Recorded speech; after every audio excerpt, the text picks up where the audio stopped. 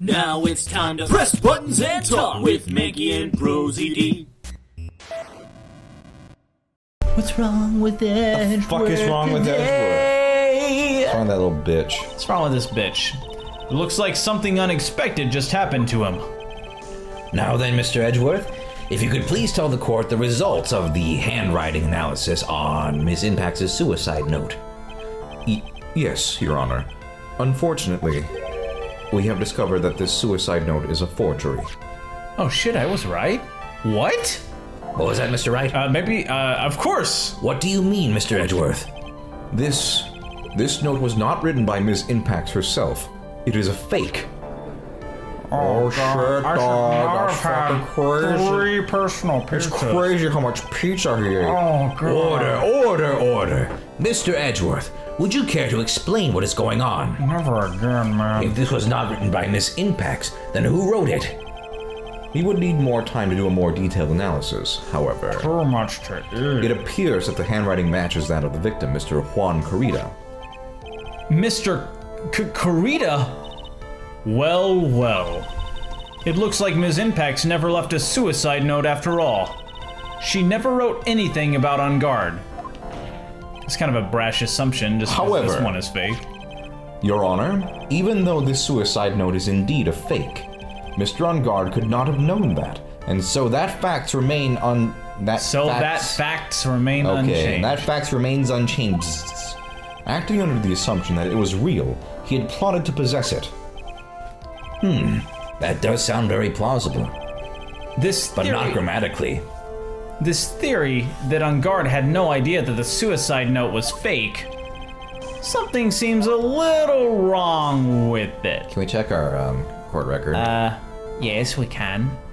So the theory is that this note is fake. Okay. Found inside, it tells of On Guard's horrible misdeeds. Only Carita and Andrews knew how to open it. With love. Okay. Okay, but this was to Matt. But that has her handwriting.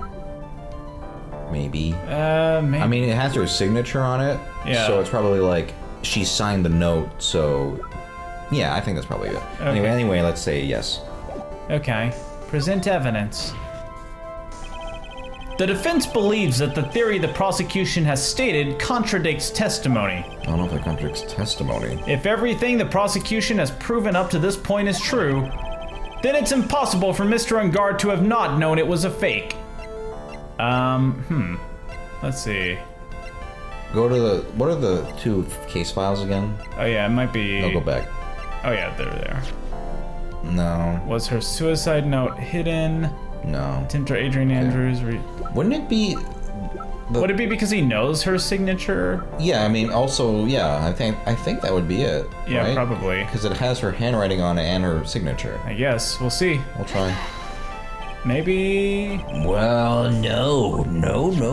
Oh, yes? Yeah. I believe... I think I remember this getting me when I was a kid because I was like doing the safe scumming thing to survive, and it starts out exactly the same if it's right or wrong. Oh, I happened to be in the 3rd game at one point. Yeah. I believe that even more important than finding out if this note is real or not is whether the attorney's bad. No, fake. Yeah. We thought we were right. We thought we were right, but we were wrong. Maybe we need to back down. I guess we'll just keep that guide on hand at this point. I don't know. I'm gonna take a wild guess and say that I messed up again. Oh, it's probably... Actually, yeah. Mr. Edgeworth, you had stated something earlier to the effect of the defendant had spied on Mr. Carita's private life. I believe this would mean that he would have known about the note as well. That's it! Oh, the judge got it for us. Yes, and thank you, Judge. Yeah, there you go, dummy. And so naturally, obviously, this means Mr. On Guard would have known that the note was a fake. Ugh. Haha, Mr. Edgeworth, boo-hoo. Oh no, fake note, boo. That's not what he said about order. See here, Mr. Wright. Oh no, my evidence sucks. Yes, Your Honor? I was the one who thought of the spying thing. Yeah, me. It was me. You did a good job. Thank you. Jumping in and stealing my thunder like that is simply... I can't even describe it. Ah, yes. Sorry. I could have even bragged... Wait, what? Is he gonna take... I don't know. For that... What the fuck? A fucking double penalty? What the fuck, dude? Why? Like, we already got Do they, like... Do they think, like, oh, this will be a funny joke without realizing it has ramifications for the game? But anyway, like, what the fuck? I guess we'll have a guide out from now on. Okay. Cool. What? If only I had kept my mouth shut and just known that would be a double penalty, I guess. So then, the defendant knew the suicide note was a fake. So he was filming everything in his life? Was that what we established then? Everything? Like, I didn't realize we established everything. I guess. Our camera was only 1 hour. 1 hour, but I mean, they talked about it, whatever. Okay. And if that's true, then the situation has suddenly changed in a very dramatic way. Exactly, Your Honor. The prosecution's theory as to what Mr. Ungard's motive for murder was has suddenly disappeared into thin air. But, Your Honor, it's not as if Mr. Ungard monitored Mr. Kurita 24 hours a day. Oh, hey, we don't really know that, do we? Okay, I don't understand. Perhaps the victim wrote the note in a place Mr. Ungard didn't know of. Well, right back at you, Mr. Edgeworth. Why don't you show us some proof that the victim made the forgery at an unknown place? Grr. Wow, I've never seen Phoenix do that. Double penalty, kind of bullshit if you ask me. Yeah, that's pretty bullshit. Order! Mr. Edgeworth, it looks like this time it is you who has dug his own grave. As I figured. All I have to do is ask for evidence and it goes better for me. Huh? As you figured? As I figured, it came down to this after all. Mr. Edgeworth, you are not making any sense. When I heard the results of the handwriting analysis, I thought this might happen. The question is, what next? What next? If the prosecution can't prove Mr. Ungard's motive through the evidence, then we must prove it from another angle. Testimonial. Well, I agree with you there.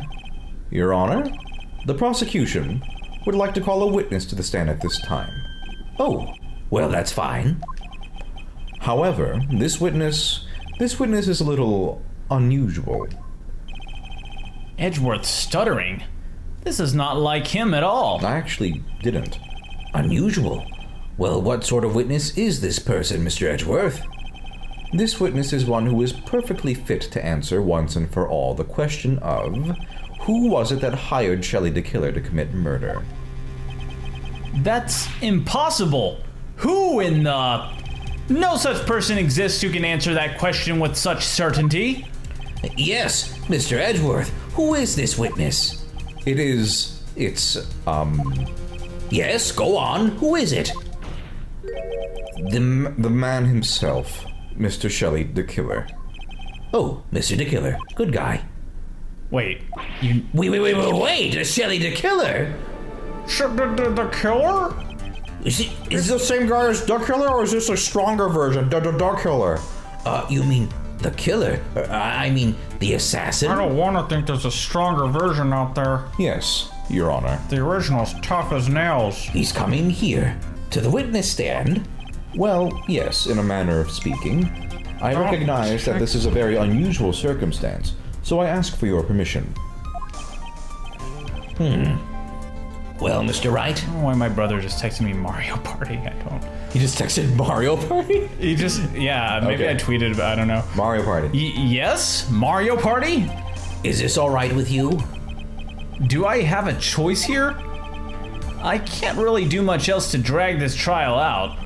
The defense has no objections, Your Honor. I wonder if it really is all right to do this.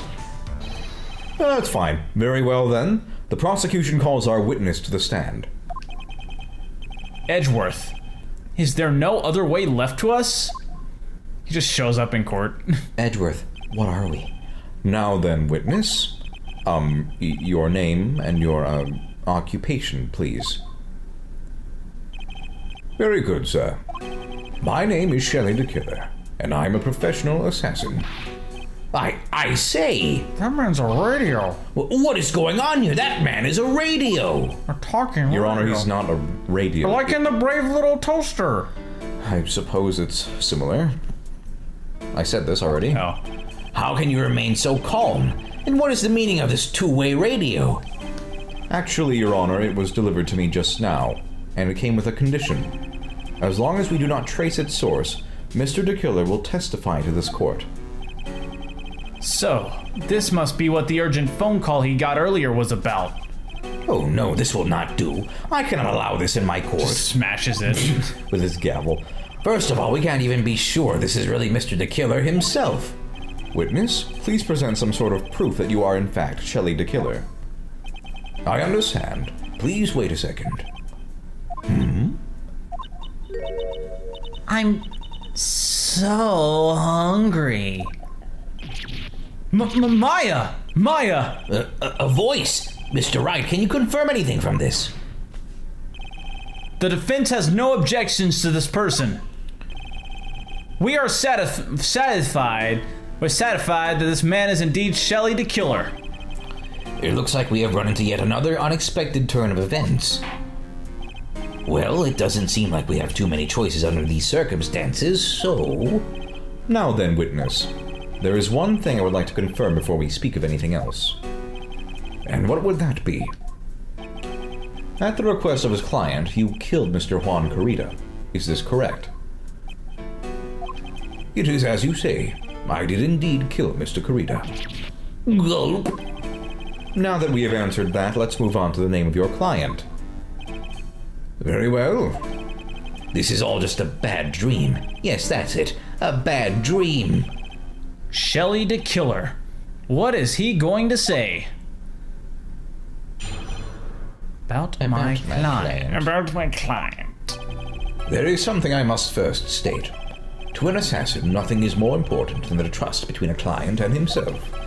And that is the reason I am here today on this witness stand. It is my wish that you grasp this concept before I give the name of my client. Mr. De Killer seems to be a very clever man. I'd almost say he seems to be mocking us. Tisku, tisku, tisku. While he may appear to be our enemy, Your Honor, Mr. De Killer is only stating the truth. He is no hypocrite. He has always stood by this one belief. You mean about this trust between his clients and himself thing? It seems to be a level of trust beyond what people like me can comprehend. Well, Mr. Wright, are you ready to cross-examine I was about to say the radio. witness? The radio. Oh, yeah. Yes, Your Honor, I am ready to cross-examine the radio. It's a man is speaking. Never mind. There's no way to know what's coming next. We have a man who turned into a radio, I guess, at some point, like Beauty and the Beast. So stay cool and collected, Phoenix. I love the radio in Beauty and the Beast. It's really annoying. I mean, apparently there's a talking pipe organ time in appropriate. the sequel. I guess just press. Something I must state. What is it? We can hear anything you have to say later. Can you please just tell us your client's... I don't think you understand your place, Mr. Attorney. No, I'm in the courtroom. I said this is something I must first state. Do you know what the word first means? No. And I'm self-conscious about it, so don't give me shit. Sorry. Go on. Well, it appears this is one witness you can't badger, Mr. Wright. Okay. It's only because you don't know about Maya's situation. But drag one to the end first. Because none of this is important. Maybe it'll just be like... Oh, well, now we know that. Yeah. Boy, it sure is time to continue. I don't really care about all this extra fluff. Just tell us the name already. Patience. Try to calm down a little. It's important to try and understand his mindset. He seems very steadfast and closed, so you're going to have to work to get him to talk. Sweet talk him a little bit. Make him feel pretty. I'm not his therapist, you know. Alright, press them all. Yeah, it's a pretty handsome dial you got on there. You know, that antenna is very... Oh, thank you. Very firm. The trust between you and your client... I provide my services in a fast and efficient manner. In exchange, I trust that my clients are discreet about me and my identity. If too many people knew my face, it would be quite troublesome. And that is why you're testifying in this manner? This is the first time one of my clients has ever been accused of murder. I must preserve the De Killer name so my clients can trust me. But couldn't someone stab you in the back and break your trust? It has never happened before, but if it ever did... Yes? That person wouldn't be my client for very long. They would certainly... That's enough. Please, no more. Too scary. Very well. It was only a hypothetical anyway. Oh, sure. That is the reason I'm here today as a radio man. That seems a little strange to me. I mean, you're about to tell us the name of your client. I would think that this would be very bad for them. It doesn't matter to me. This client has already broken the rules and acted outside of their prescribed role. Their role? This person tried to implicate another of the crime in order to save themselves. And this is a trespass that cannot be forgiven. You... Who gave you the right to be so high and mighty? To the gentleman who spoke just now, excuse me, but would you care to die? Oh, shit. No, I didn't say anything. It was Mr. Wright. The judge had better watch himself and not accuse me of getting me killed by a radio. It was my wish to grasp that concept. We understand, so please tell us the name of your client. I'm afraid I cannot do that. I still have a few things to say before I do. Oh my god. Ah, that egomaniacal. It's not good for your health to be so aggravated. You won't live very long if you let everything bother you. You sound like my doctor, and my psychologist, and my therapist, and my mom, and Edgeworth after, like, post-coitus. Somehow that coming from an assassin makes it less than comforting. I don't really care about all this extra fluff, just tell me what? Okay, let's look at the guide. Guess what? You gotta go back after pressing the third statement. Duh! Go press the second statement. Okay, cool. Great. Yeah, that makes sense. I love I these. guess we'll just randomly read shit again until it continues. Trust between you and your client. I mean, I think I used to do that as a kid, just like go through it over and over again. But it was good. You're just gonna reread a bunch of shit and get frustrated. It is very stupid. Not know that. Okay. I provide my services in a fast and efficient manner. In exchange, we already read this. Well, okay. it won't skip it. So. No, I know, but okay. These are the roles and duties. I'm sorry, but I was wondering about something you just said. Now that I've pressed the third statement. Now that you've repeated the same conversation twice. You said your client had already broken the rules. A person who frames another is the worst kind of human. Well, maybe on that profound statement, we'll. A person who frames another is the worst kind of human. Damn. Take that home with you guys. Just remember that. Remember that. Not murderers. Not any other crime. They're at the very bottom. They are the worst. Very rock bottom. There's a special place in hell. They probably have to eat rocks or some shit. Pretty sure that is in Dante's Inferno. There's a whole they have to circle. Eat rocks? They eat rocks and shit rocks. Anyway, it's not great. That's where the framers go, so don't be a frame boy. Don't be a frame boy.